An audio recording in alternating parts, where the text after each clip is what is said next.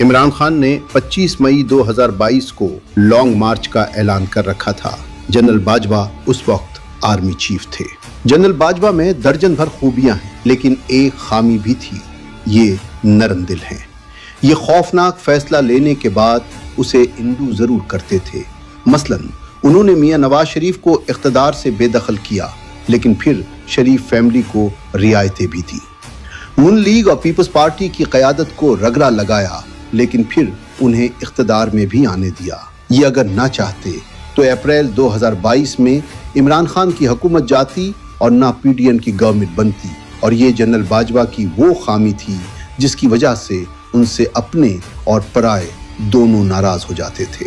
General Bajwa نے عمران خان کی توقع کے برعکس ان کی حکومت نہیں بچائی۔ خان کو اس کا دکھ تھا اور اس نے کھلے عام انہیں میر جعفر اور میر صادق کہنا شروع کر دیا۔ اس پروپیگنڈے کے پیچھے جنرل فیض حمید تھے۔ یہ جانتے تھے جنرل باجوہ اور فوج اپنے امیج کے بارے میں بہت حساس ہیں۔ عمران خان اگر اسی طرح سڑکوں پر خطاب کرتے رہے اور ان کا سوشل میڈیا بریگیڈ پروپیگنڈا کرتا رہا تو جنرل باجوہ ری تھنگ کریں گے اور اس کا جنرل فیض کو فائدہ ہوگا۔ عمران خان جنرل فیض کی اسکیم کے مطابق سوشل میڈیا اور سڑکوں پر دباؤ ڈالتے رہے اور جنرل باجوہ پر اس کا اثر ہوا، اور انہوں نے جنرل ندیم انجم کے ذریعے میاں نواز شریف کو الیکشن کا آپشن دے دیا۔ جنرل باجوہ نے مئی 2022 میں میاں صاحب کو شہباز شریف کے استعفے اور نئے الیکشن کے لیے راضی کر لیا تھا۔ عمران خان اور شاہ محمود قریشی دونوں تیار ہو گئے، تاریخ طے ہو گئی۔ میاں شہباز شریف کے استعفے کی تقریر بھی تیار ہو گئی، لیکن 22 مئی کو اچانک عمران خان نے 25 مئی کے لانگ مارچ کا اعلان کر دیا۔ یہ اعلان غیر متوقع تھا۔ تحقیقات کرائی گئیں تو پتہ چلا یہ فیصلہ بشرا بی بی کا تھا۔ ان کا خیال تھا اگر اگست یا ستمبر میں الیکشن ہوتے ہیں تو پی ٹی آئی کو زیادہ سیٹیں نہیں ملیں گی۔ بی بی کا خیال تھا عمران خان کی مقبولیت میں وقت کے ساتھ ساتھ اضافہ ہوگا، لہٰذا ہمیں فوری طور پر الیکشن میں نہیں جانا چاہیے۔ میں نے اس زمانے میں جب جنرل باجوہ سے ملاقاتیں کیں تو انہوں نے تسلیم کیا تھا بشرا بی کی زیادہ تر پیش گوئیاں سچ ثابت ہوئی۔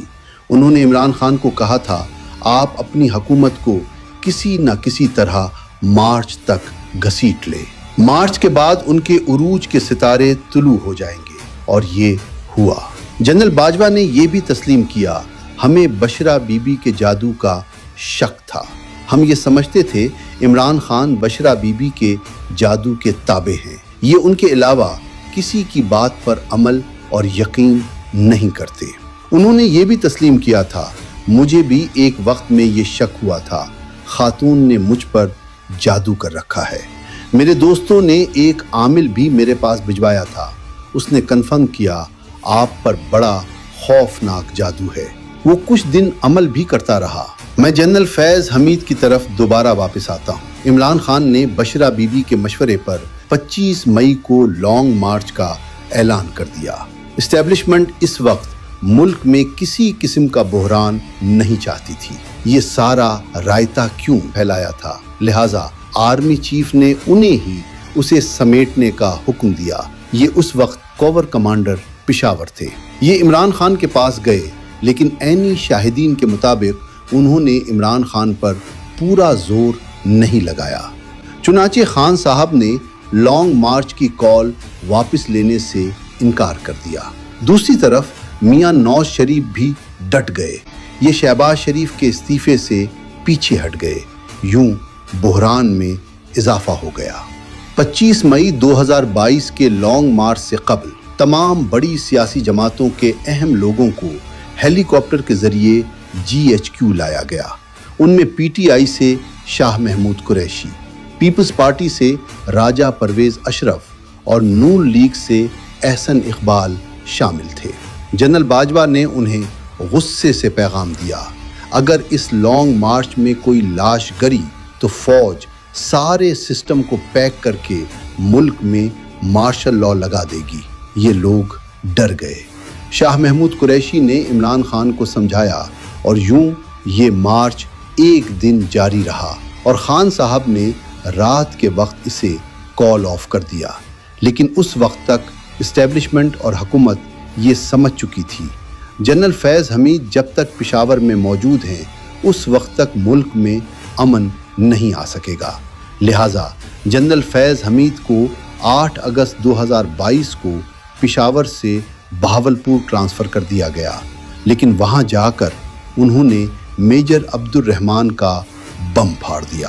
پتہ چلا یہ پورے سسٹم کو یرغمال بنا چکے ہیں، تمام شعبوں میں ان کے لوگ موجود ہیں اور یہ حکومت کو ہلنے نہیں دے رہے۔ یہ معاملہ نئے آرمی چیف کی تعیناتی کے قریب پہنچ کر مزید بگڑ گیا۔ جنرل فیض حمید بہت مضبوط امیدوار تھے، یہ میاں نواز شریف تک پہنچ گئے، ان سے ماضی کی غلطیوں پر معافی مانگی اور انہیں وفاداری کا یقین دلانا شروع کر دیا، لیکن میاں صاحب خود اپنے ہاتھوں سے اپنے گلے میں پھندا ڈالنے کے لیے تیار نہیں تھے۔ ان کی نظر میں جنرل عاصم منیر سب سے بہترین امیدوار تھے۔ اس کے درجن بھر دیگر وجوہات کے ساتھ ساتھ مزید 2 وجوہات بھی تھیں۔ پہلی وجہ، عمران خان نے انہیں 16 جون 2019 کو DGISI کے عہدے سے ہٹایا تھا، اور اس کی وجہ بشرا بی بی، فرح گوگی اور عثمان بزدار کی کرپشن کی مثلث تھی۔ لہٰذا میاں نواز شریف کو اعتماد تھا یہ عمران خان کے دباؤ میں نہیں آئیں گے۔ اور دوسری وجہ جنرل فیض حمید تھے۔ جنرل فیض حمید نے بشرا بی بی کے ذریعے جنرل عاصم منیر کو ہٹوایا تھا، چنانچہ یہ عمران خان کے حق میں لگائی گئی ساری فیلڈنگ اکھاڑ سکتے تھے۔ بہرحال قصہ مختصر، general Asim Munir army chief بن گئے اور جنرل فیض حمید نے نومبر 2022 میں ریٹائرمنٹ لے لی۔ یہ دور سے باہر ہو گئے۔ یہ کھیل یہاں پر ختم ہو جانا چاہیے تھا، لیکن جنرل فیض انتقام کی آگ میں جلنے لگے۔ یہ شریف فیملی اور آصف علی زرداری کو اقتدار اور جنرل عاصم منیر کو آرمی چیف کے دفتر میں برداشت نہیں کر پا رہے تھے۔ یہ مسلسل عمران خان کے ساتھ رابطے میں تھے، بلکہ یہ ان کے چیف ایڈوائزر بن چکے تھے۔ انہوں نے عمران خان کو یہ مشورہ تک دے دیا آپ سپریم کورٹ میں جنرل عاصم منیر کی تقرری کو چیلنج کرتے۔ ان کا دعویٰ تھا عمران خان اگر یہ قدم اٹھائیں گے تو جج ان کو سپورٹ کریں گے، یہ آرمی چیف کی تقرری کو غلط قرار دے دیں گے۔ لیکن عمران خان کے ساتھیوں نے یہ مشورہ نہ مانا، ان کی لیگل ٹیم بھی اڑ گئی۔ ان کا خیال تھا ہم اس طرح اپنی جنگ بڑھا لیں گے۔ ان کا یہ خیال بھی تھا ججز یہ بوجھ نہیں اٹھا سکیں گے۔ صدر عارف علوی بھی اس تجویز کے مخالف تھے۔ ان کا خیال تھا ہمیں فوج کی نئی قیادت کو تسلیم کر لینا چاہیے اور تعلقات بہتر بنا کر آگے بڑھنا چاہیے۔ آخر میں بشرا بی بی نے بھی اس مشورے کی مخالفت کر دی اور یوں یہ آپشن ختم ہو گیا۔ تاہم جنرل فیض حمید عمران خان کو احتجاج کے نئے نئے طریقے بتاتے رہے۔ IMF پر دباؤ ڈالنے کا مشورہ بھی جنرل فیض حمید کی ذہانت کا کمال تھا۔ IMF کو خط لکھنے کا مشورہ بھی انہوں نے دیا تھا۔ یہ مختلف بزنس مینوں سے پارٹی کے لیے فنڈنگ بھی کراتے تھے۔ میں آپ کو یہاں یہ بھی بتاتا چلوں، جنرل عاصم منیر کی تعیناتی کے بعد جنرل باجوہ نے دونوں کے درمیان صلح کرا دی تھی۔ ان کا کہنا تھا فوج میں شامل ہونے والا ہر آفیسر آرمی چیف بننا چاہتا ہے۔ جنرل فیض بھی خواہش مند تھا، اس نے کوشش کی لیکن یہ ناکام ہو گیا۔ لیکن اب کیوں کہ فیصلہ ہو چکا ہے، لہذا تلخیاں ختم ہو جانی چاہیے۔ میرے ذرائع کے مطابق جنرل عاصم منیر نے کھلے دل سے جنرل فیض کو معاف کر دیا تھا۔ جنرل فیض نے ان کی تقرری روکنے کے لیے ان کے خلاف فرقے تک کا پروپیگنڈا کیا تھا۔ سعودی سفارت خانے کو بھی گمراہ کیا گیا تھا۔ جنرل عاصم نے یہ زیادتی بھی معاف کر دی، لیکن جنرل فیض باز نہ آیا۔ یہ مسلسل غلطیاں کرتا چلا گیا۔ فوج میں ایڈجوٹنٹ جنرل AG کا ادارہ بہت مضبوط ہوتا ہے۔ ریٹائرمنٹ کے بعد مراعات اور پینشن بھی اسی ادارے سے ریلیز ہوتی ہے۔ اس کا سربراہ لیفٹیننٹ جنرل ہوتا ہے۔ آج کے DGISI لیفٹیننٹ جنرل عاصم ملک اس زمانے میں AG تھے۔ ان کے دور میں بھی جنرل فیض حمید کو بلا کر समझाया गया, लेकिन ये बाज नहीं आए। ये मुसलसल इमरान खान और बशरा बीबी के साथ राब्ते में रहे। पीटीआई की क़यादत आज तस्लीम करती है 9 मई के असल आर्किटेक्ट जनरल फैज़ हमीद थे। ये जानते थे फौज का कौन सा दफ्तर किस जगह है। लाहौर कैंट में एक अहम ब्रिगेडियर हेडक्वार्टर है। ये बीआरबी नहर और लाहौर के मज़ाफ़ात की हिफाजत करता है।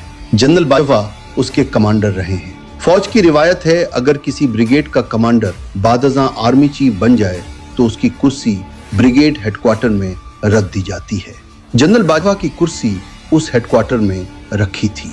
ये हकीकत फौज के अंदर भी बहुत कम लोग जानते हैं। लेकिन 9 मई के दिन एहतजाजी उस ब्रिगेड हेडक्वार्टर पहुंचे और जनरल बाजवा की वो कुर्सी भी तोड़ दी। आप यहाँ ये भी नोट कीजिएगा, कवर कमांडर हाउस लाहौर और उस ब्रिगेड हेडक्वार्टर के दरमियान निस्फ दर्जन यूनिट्स और हेडक्वार्टर्स थे। एहतजाजी उनके सामने से गुजरकर वहां पहुंचे और सिर्फ इसी पर हमला किया। दरमियान में किसी गेट पर हमला नहीं किया गया। क्यों? क्योंकि ये सिर्फ इसी हदफ तक पहुंचना चाहते थे। इमरान खान ने 9 मई के दौरान फैज़ हमीद का नाम आज़म सवाती रखा हुआ था।